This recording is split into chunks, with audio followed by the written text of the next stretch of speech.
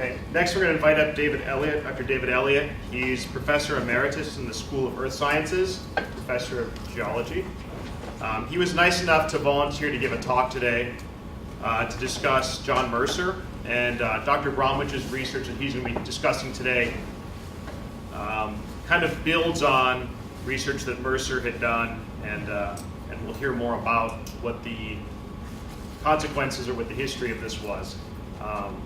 And the other reason that David was asked to give this talk is that he actually knew John Mercer, and I'd like to thank Laura Kissel of the archives for going ahead and helping curate a lot of the photos from Mercer's collection to make some of the imagery today possible. Thanks.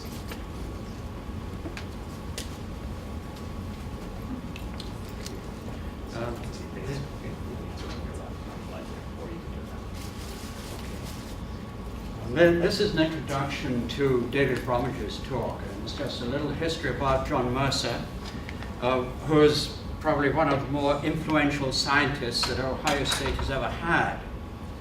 This is a bit of a broad statement to make, but we're in this era of climate change, and he wrote a paper some 35 years ago that is extremely important from the point of view of understanding the history of how people have become more aware of the whole environment of climate change.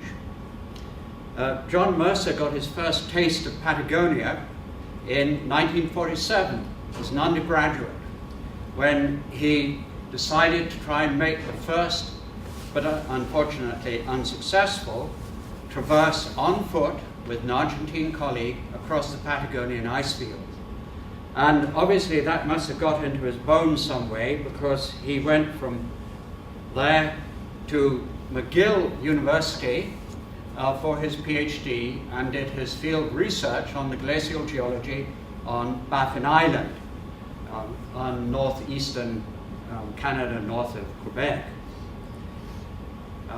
After a 2-year stint in Australia, he returned to Canada and the US, and one of his jobs was with the American Geographical Society, in which he was one of the major players in compiling an atlas of glaciers and ice and snow throughout the world.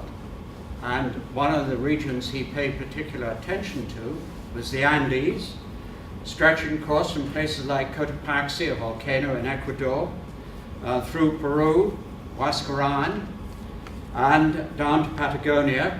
And in his examination of these air photos and documents, he recognized the importance of an ice cap now known to everyone as the Calcaire ice cap, on which a career has been built by Ohio State's own Dr. Lonnie Thompson. And it was through John's work in the AGS that Calcaire ice cap actually came into the scientific realm. In 1961, he joined the then Institute of Polar Studies and did 3 expeditions to Antarctica.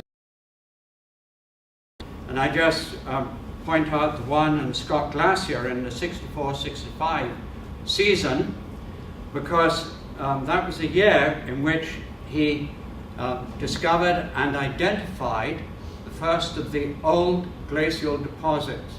And when I say old here, I'm talking about the ones, if I can find this pointer. Of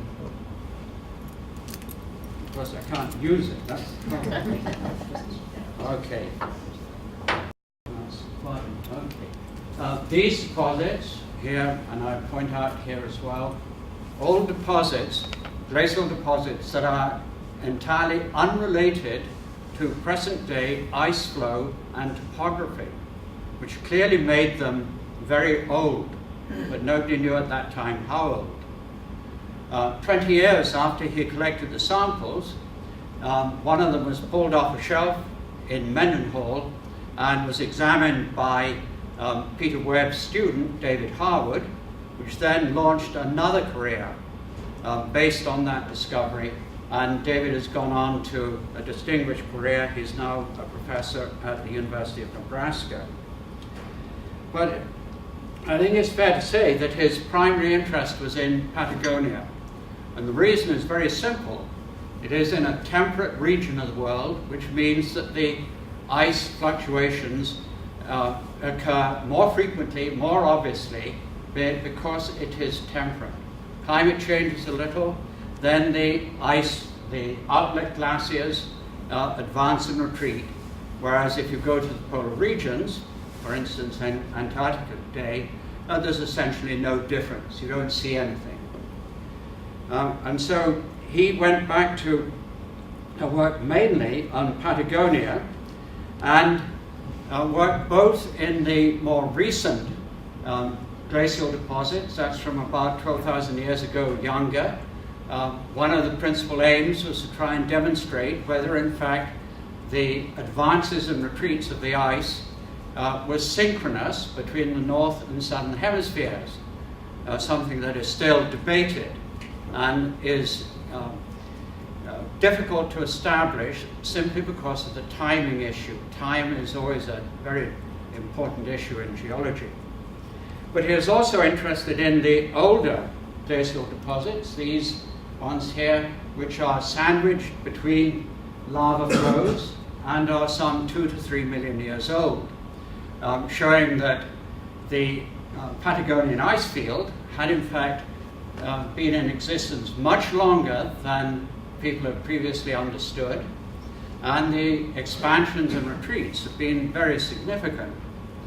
An Argentine geologist, Ferrulio, had in fact recorded a lot of the glacial deposits back in the early 1900s, but of course at that time there was simply no way in which you could establish ages for them.